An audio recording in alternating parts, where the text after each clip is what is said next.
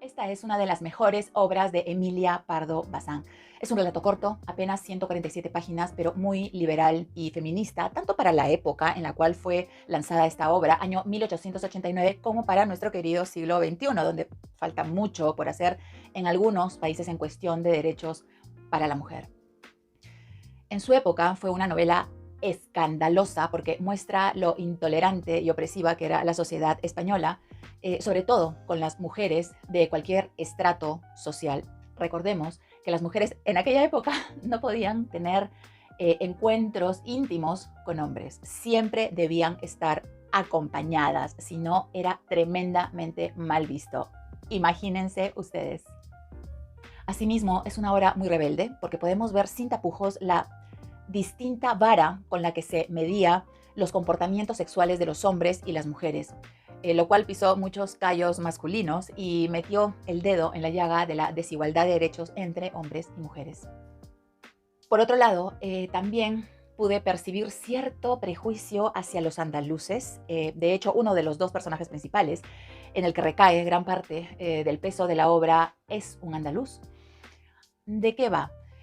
Esta novela empieza contándonos el conflicto de nuestra protagonista, Aziz Taboada, una mujer joven de alta alcurnia que se encuentra en su habitación, en su cama, con una resaca de padre y señor mío, pero que ella la siente como una insolación, de ahí el título de la obra.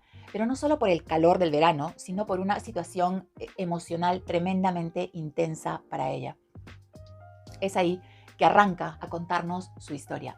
Francisca Taboada es una mujer joven de 32 años que hacía 2 años había enviudado del marqués de Andrade, un hombre mucho mayor que ella y que era su tío. Evidentemente se deduce que fue un matrimonio arreglado. O sea, desde la primera página ya nos presenta la opresión de la sociedad de la época y a través del personaje se encarga de hacer reflexiones y cuestionamientos importantes al respecto.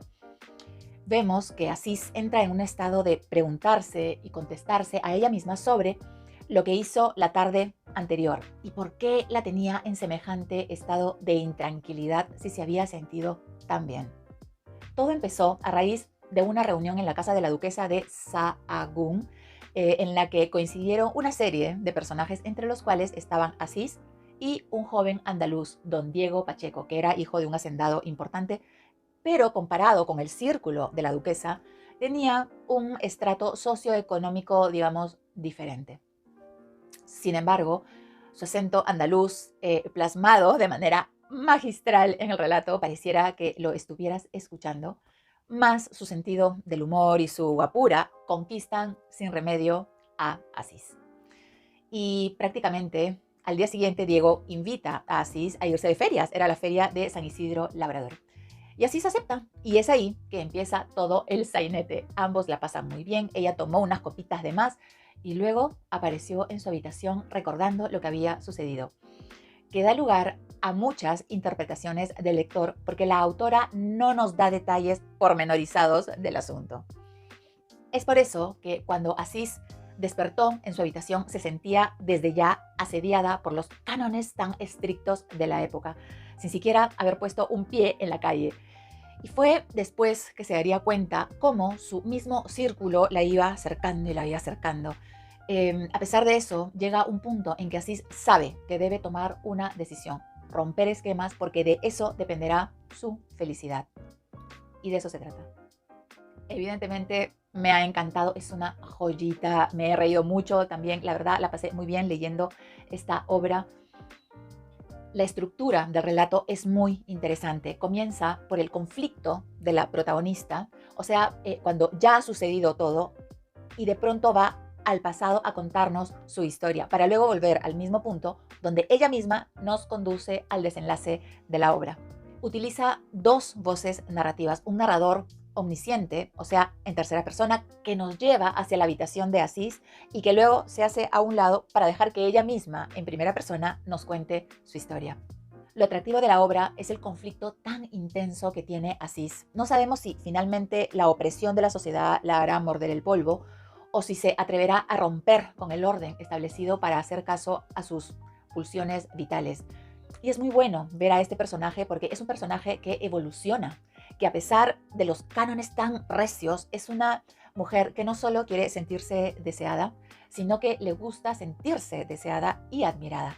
Y para eso, Pachequito se pintaba solo, porque con él ella se sentía libre. Él era para ella como una brisa de aire fresco. La obra tiene una particularidad y es que es en la habitación de Asís donde empieza y termina la obra. No voy a decir nada más.